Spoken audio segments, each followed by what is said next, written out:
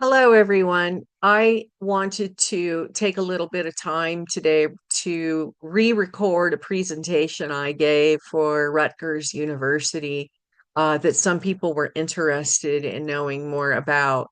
I also gave a version of this to some other students without the slides for MIT, and we'll be speaking next week at the Aspen Institute virtual event that covers a lot of this subject matter.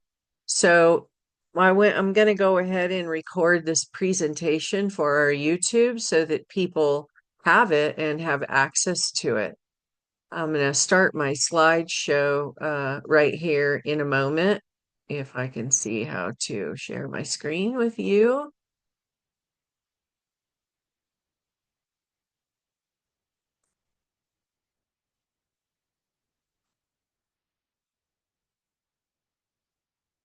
And here we go. And it's really important for drivers to know that we are being asked to come and talk to academics because they have heard a lot from the industry, and what the industry has to say is like does not reflect the interests of the drivers, and that's why it's important for me especially to take the time and go educate them. So I shared with them a little bit about real women in trucking and about the diversity of drivers. Even though the diversity word is a dirty word right now, it's important for people to know that truck drivers have been diverse ever since Luella Bates was a truck driver in 1918. That's during World War One, and that's when freight trucks were first developed. So women have always been truck drivers. I talked to them a little bit about Bitsy Gomez up there at the top, who was one of the founding members of the Coalition of Women Truck Drivers. They fought for the same things Real Women in Trucking was formed for, to eliminate sexual violence and harassment in the commercial motor vehicle industry. We're still trying to fight that today. I told them about Idella Hansen down at the bottom, who began driving as a teenager, and there she is standing with Sandy Talbot right in the center, and that she still drives today. And Edwina Webb, who's over here on the right hand side of the screen. Over 4 million miles, and Sandy Talbot up at the top, who just retired from driving last June in her 80s. I like people to know that the truck driver shortage is a myth perpetuated by the industry. And there has been a recent study that the ATA, the American Trucking Association, contests. They don't like that basic labor economics have disproved their truck driver shortage myth because they make a lot of money from going up to Capitol Hill and crying about a truck driver shortage that does not exist so that they can get more money to train more people who are going to be a cheap labor source for starter companies that push people through training and put them out on the road and jeopardize the safety of everyone. I don't even like calling it a retention problem because I feel like the business model is really set up for you to fail. I talked to them about the lifestyle of being a truck driver and that drivers can drive 70 hours a week, 11 hours a day, but they have another 10, 20, 30 hours of uncompensated driving hours. There's no bathroom in the truck. So every time you have to make the decision you need to use the bathroom, especially if you're a woman, it's about 30 minutes to 45 minutes off your time, unless there's a place to pull over on the side of the road. Most drivers are paid by the mile. They're exempt from fair labor standards. I told them how we live in the truck and that if the truck breaks down or we lose our job, we're instantly homeless. I told them about some of the freight that they might not expect, and that is like Donna Brackbill, who passed away a couple of years ago. Donna pooled Broadway show equipment for stage shows. A lot of people don't think about Broadway shows when they think about truck drivers. I told them about Cheryl pulling tires and sometimes refrigerated food, and that Idella there still driving today with her grandson. The truck comes first, and we all know that as drivers. What the truck needs comes before anything else because the truck is what pays the bills. I like people to understand that this is a very adversarial industry. It is us against them, and the agenda of the industry executives, the fleet managers, the dispatchers, the recruiters, the freight brokers. It's completely different than the drivers. A lot of drivers are silenced. They're not allowed to say what they really think and feel because they work for companies that they would be retaliated against if they said how they felt. They don't get a choice to tell their company, I don't want you to support that organization because it doesn't support me. Truck drivers as a group have many shared experiences and challenges within multiple marginalized identities. But at this end of the day, we're drivers. And that's why I love the title of the documentary, Driver, because it's a word that means you're accepted by your fellow driver when they call you driver. But it also can be a derogatory term from the industry people when they say things like, it's just a driver, like our perception of what is going on doesn't matter. Our feedback doesn't matter. The bathroom situation. A lot of shippers and receivers will not let the drivers use their bathroom. I took this picture at a cold storage in South Florida and I found it funny because the woman in the shipping office who put this on there didn't, I don't know, she knew that there were women truck drivers. So it's a little bit confusing if you're a woman truck driver. And I like people to know that when we go to a shipping office, there's just all these signs and post-it notes all over. Don't do this, have this ready, sit over there, don't touch that, don't ask for, how long you're going to be here, all this stuff. And then, of course, the no bathroom thing, no, you can't park here. It's not a very welcoming place yet. We're the one that's providing them service. This climate controlled bathroom, it's a climate control solar ADA compliant portable bathroom that I saw in a park in Washington DC, and I use it as an example of how you really don't have to reinvent the wheel. The drivers could use this at all the shipping facilities, even at rest areas where there's no bathroom or anything. This unit at the bottom is a United Rentals portable. They use it for movie sets. They use it for when they're renovating a restaurant or something like that. So, you can add maintenance contracts, with a company will come and clean it and everything. And there's just no excuse to not have a bathroom for the drivers that are serving. And there's certainly no excuse to have a porta-john that no one ever cleans, that's never serviced, that's filthy, that's freezing in the winter and hot as hell in the summer. It's disgusting. I let them know about the documentary Attacked Behind the Wheel, or the investigative report is what it is. It's on YouTube. It won an award.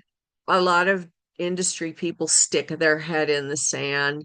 They don't want to watch it because if they watch it, then they have to know about it. And that is probably one of the biggest problems is industry people stick their head in the sand when you bring them some truth. They don't want to know.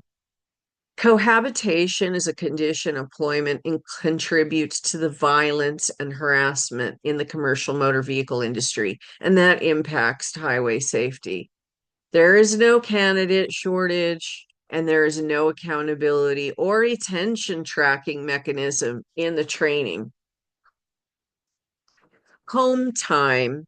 A lot of drivers get 1 day off for every 7 days that they're on the road.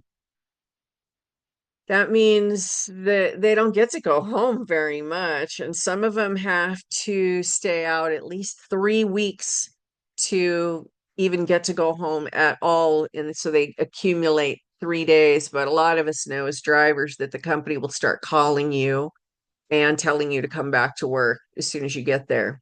This Qualcomm message I explained is a way that the company communicates to the truck by dispatching the loads to them and also sending them fleet messages like this one. And some of them are very provocative.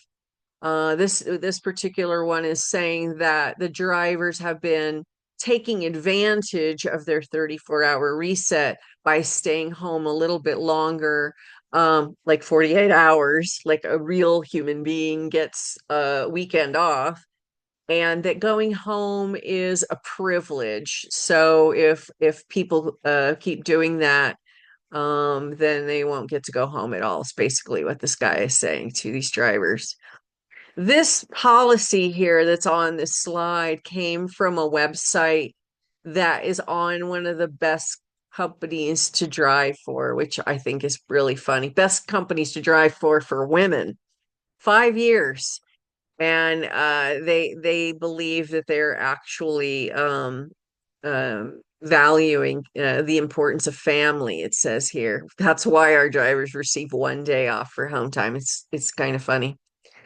I made this image. It's an animated graphic, but it doesn't move on this, but to show Interstate 80. And obviously we drivers know this could be populated with every single interstate, state highway, US route, and show like an entire moving pattern of truck traffic um, all the time, every day, because we are all going in different directions all the time using all these different roads.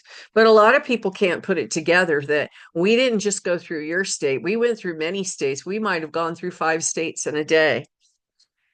We're governed by the clock and we're paid by the mile. And so when the traffic slows down, which are the areas that are in yellow and red, those are days when we don't cover very many miles. Therefore, we don't make very much money, especially if they're pickup and delivery days. This is an example of a ghost driver.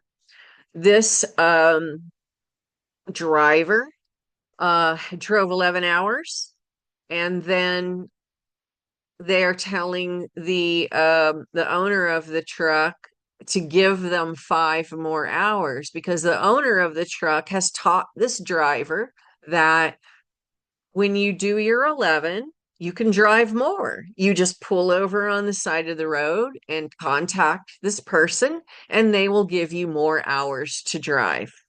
And so what they do is they go in the back end of the ELD and they seat another driver on the ELD. So it looks like there's team drivers, but there's really only the one driver on the truck. And then that driver is to continue driving. And if they get pulled over, they are telling him how to pronounce his name of whoever they put on the ELD. This is what you call a ghost driver. It is unsafe. This is why you have so many drivers out there driving 16, 17, 18 hours a day. And it's happening a lot with immigrant drivers, especially at Eastern European companies. and some other minority groups that are a little isolated from learning the traditional way that a lot of us did. Giving examples to the public of freight is important so they understand that something that you're enjoying um, today in your salad or at a holiday meal may have come from across the country. And that means that a driver was sitting at a loading dock waiting for it, maybe to be harvested, like, melons, we all know take a really long time to load. A lot of squash and produce come from the southern United States. Electronics might come from ports, they came from overseas. Food manufacturing places in the middle part of the country. So this helps give them a visual that the freight comes from long distances. I talked to them about trip planning. It is one of the top 10 most dangerous jobs, and your trip plan is greatly affected by weather, accidents, and traffic. So, no matter how well you plan, things happen along the way. This particular trip was a load of fish oil capsules that went from Boca Raton, Florida, all the way up to Washington State. And so, as soon as you load your product, you're working and trying to evaluate, okay, how many miles is it? What route am I going to take? I can drive 11 hours a day. Let me divide that out to see about how far I will get. And then it gives you an estimated kind of circle of where you're going to land that night. So that you're like, okay, my first night, I'm going to be ending up around, Atlanta. I know there's not very much truck parking there. Let me scope out a couple contingency plans in case I make it to where I want to get, in case I don't get to where I want to get, or in case I make it further, which we all know you're not going to get past Atlanta. So you better stop in Jackson. Um, Same with the rest of the trip, and then finally on the last day, you're going to be staging somewhere outside of where this load goes, which I think was on this one, Sumner, Washington, and staging maybe somewhere that you can get up super early and get there for your scheduled appointment time. The load back on this was apple puree for baby food. And on this particular trip, I did get caught in a snowstorm. My dog locked me out of the truck by accident. And the picture there, I'm not taking a picture while I'm driving. We were actually sliding backwards, and the road shut down, and our truck started sliding backwards. It was a kind of a dangerous day. I explained to them that, the story of bicycles, for instance, or a product that comes from China, it might be all crammed into the container. And the container is like a bulk shipping, And so this particular load was of bicycles that came in at the Long Beach port. And then they were going out to somewhere in Illinois where they used to manufacture the bikes, but they just box them up there now, and then they ship them out to the retail location. Um, Down there at the bottom, I showed them how the containers would be loaded onto those trucks and the difference between a sleeper cab and a day cab, so that they understand a little bit more about what they're looking at. Obviously, a sleeper cab, you can go in there, take a nap if it's taking a long time. You don't get a lot of good sleep because it's getting jerked around and pushed around and everything. The day cab, there's nowhere to lay down. They're bucket seats. So for the bicycle trip to go out there to Illinois to get its box, there's so much more that's going on there now. You have to make the box, and a lot of the packaging um, plants actually are that make the packaging or sell packaging. A lot of them are in Southern California, which is where the bike came from at the port. But then to make paper, a lot of the paper mills are in the South, and that makes logging trucks. And so there's a lot of different trucks involved in making one product, to make the packaging, to make the parts. There's all these trucks bringing raw materials here and there, and then taking the finished products out, loading the paper rolls from the paper mill and going to the place that makes the paper product. So that's a whole other raw materials, finished product thing. And then there's danger to hauling paper rolls. They do have a rollover risk. I told them about how drivers used to leave messages for each other on bulletin boards before cell phones, and back in the day where we didn't have social media, and we still do it today, and we use Google Maps to do it. So they could actually look at their own area and put in distribution center and find some places or shippers around their area, and they will see that drivers leave messages for each other that say what it was like to deliver or pick up there, how long they had to wait, would they let them park on site, how much did the lumper charge them, what was the appropriate driveway to turn into so that they got, set up right. I explained just in time that it's really a way to use the drivers as a mobile storage unit. They don't have to pay. They don't pay you for your time. If they are paying fines for detaining, a lot of times it's going to the company. It's not going to the driver who has to do the waiting, who's not getting paid by time.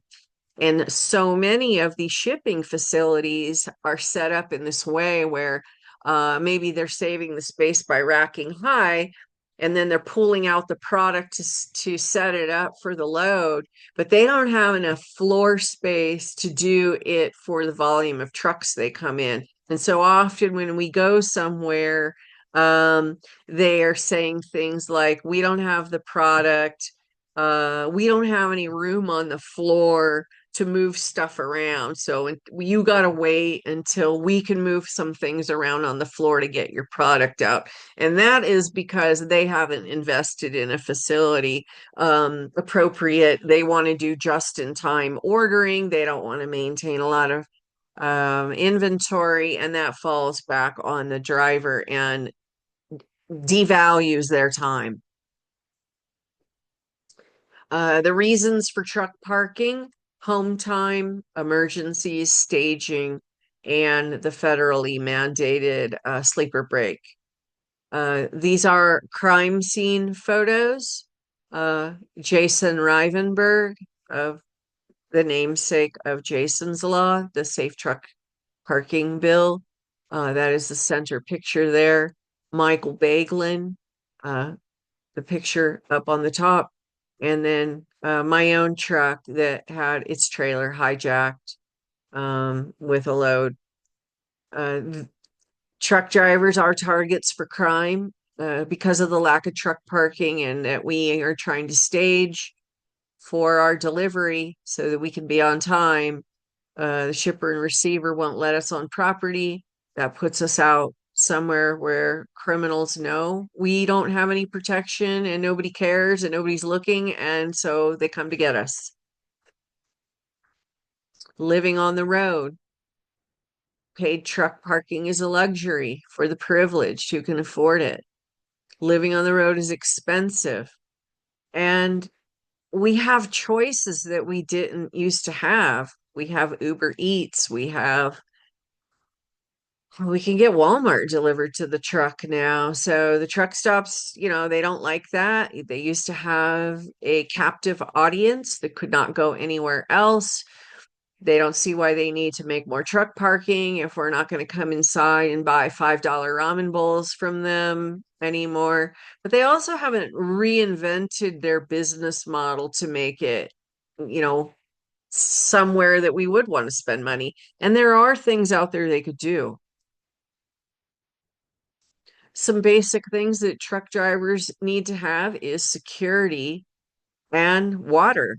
Um, in airports, on college campuses, in office buildings, they have protections for the workers. The drivers need the same. I talked to them about supply chain resiliency. I mentioned the recent emergency declaration, for instance, for the avian flu, and how it seems to be driven by industry trying to get more work hours from the drivers who are not paid by time. The pictures in here over to the right are from Hurricane Ike, where I did some FEMA my first year in driving. And we were in a single file line eating MREs for like 48 hours. The picture up at the top right are the truck drivers talking to the FEMA people from Washington, D.C. to help them with the logistics because the drivers knew quite a lot about the lay of the land. And the people from FEMA didn't because they'd never been there before. They don't know the roads and stuff. So it was a really good partnership. It was a really good example of how the drivers are very important during this. And that the drivers do need to be paid hazard pay during national disasters, like during the pandemic. They are putting themselves at risks. I talked a little bit about the human factor on autonomous tech. I told them a personal story, and that is my personal story of my grandfather, who I never met. That is his picture right there. Paul. Paul was a truck driver, and he did team driving. His team driver tried to beat the train while he was sleeping, and he was killed. My grandmother had four children under the age of like 8 or 9 at the time, and being a Mexican woman, immigrant, with four small children, a single mom, made it very difficult for her to survive. So these ideas that autonomous trucks are going to be like the new team driver, that requires a lot of trust. You need to know that whoever or whatever is operating that commercial motor vehicle has good sense in thick fog, in snow, when an animal runs out on the highway, when you're going over a train crossing. And we are just not seeing that right now with this autonomous.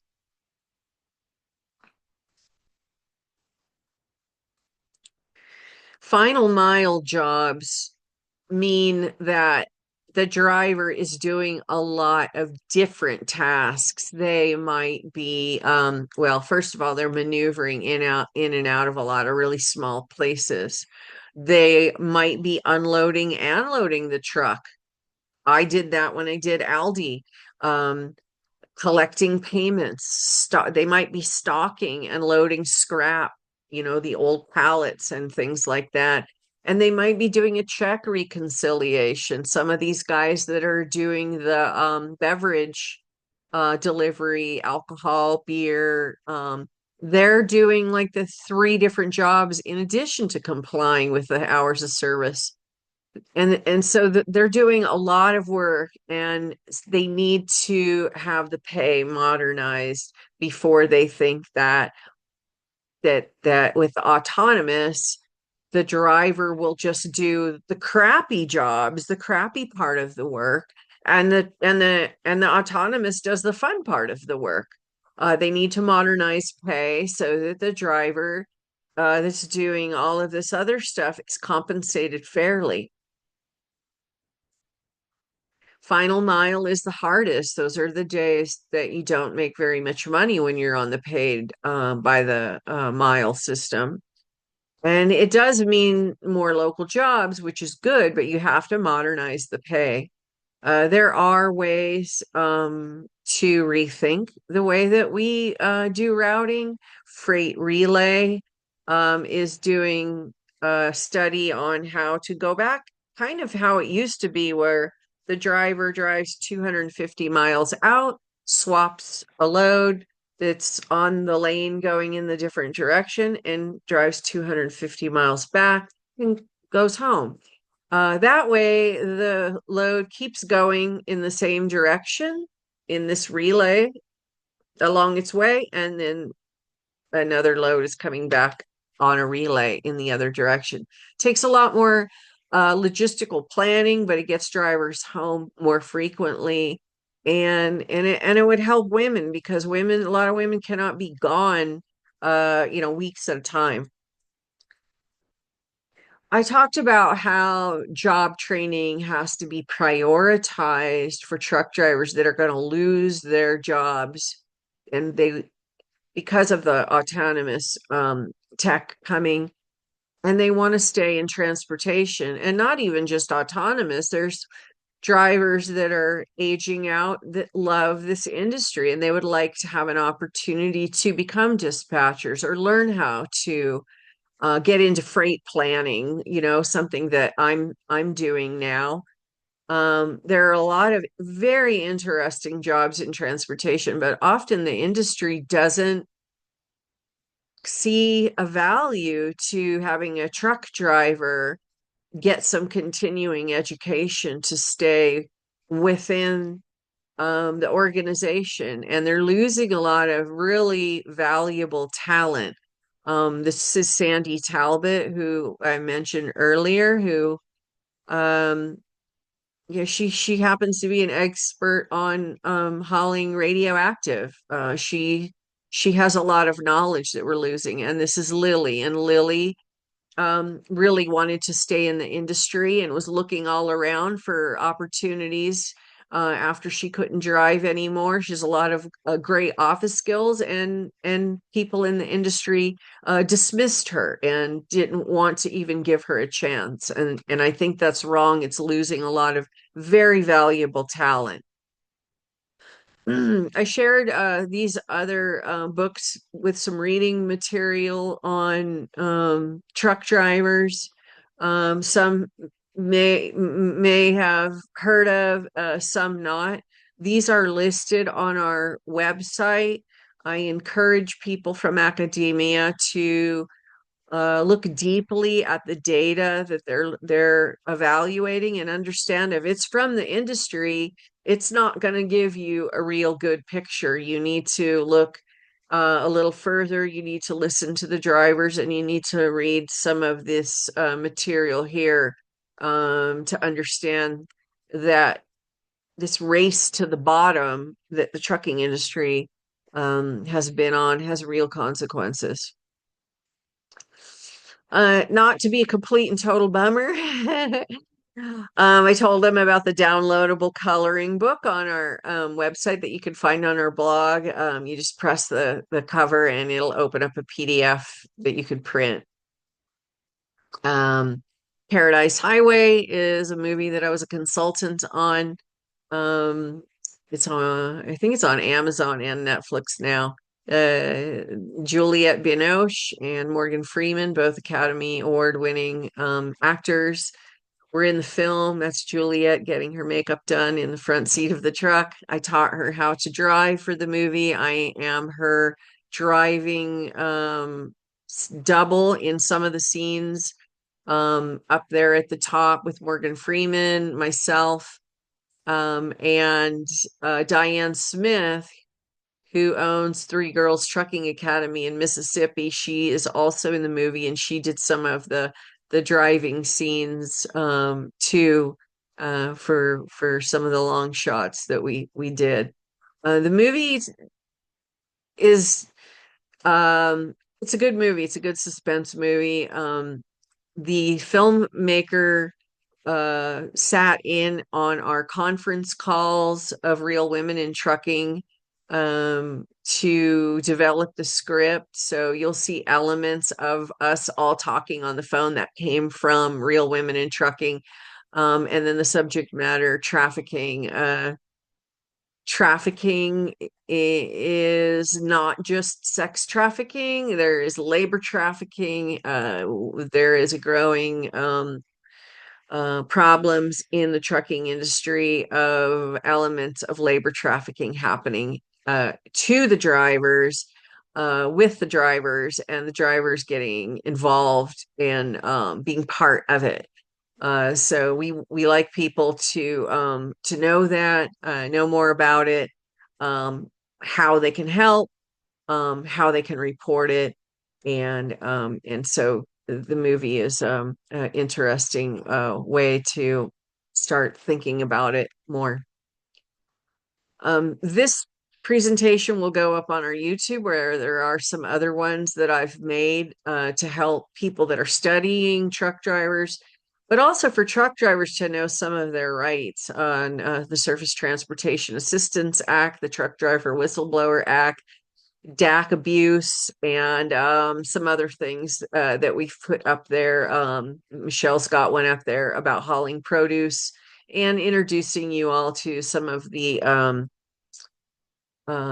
different people here behind the scenes at Real Women in Trucking. These are how to follow our social media tags or on LinkedIn. And that's the end of the presentation. So I glad that I was able to share that for all of you that were interested in it. I encourage drivers to continue your education so that you can stay in this industry and start being in some of these groups that really would like your valued opinion. You do have something to bring to the table. And I encourage drivers to polish up their skills so that they are able to do that when they do get invited. Thanks for spending this time with me, and have a great day. Bye.